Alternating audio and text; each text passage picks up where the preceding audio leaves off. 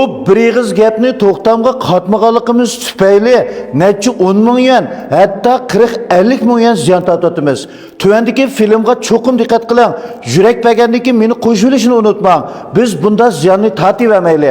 U bo'lsa-mu biz ikkinchi qo'l uy setib olganda to'xtamga iniq qilib, agar har xil sabablar tufaylidan menga taykan, ya'ni bank qarzi tushmay qolib qolsa, men to'lagan zakalat pul ham dastlabki pulni menga shartsiz qaytarib berish kerak. Vaqti bo'lsa 3 kun. Agar 3 kun ichida qaytarib berolmasa, har kunligiga umumiy summaning 30% bo'yicha to'lam to'laydi deganni aniq qilib yozib qo'ysak bo'ladi.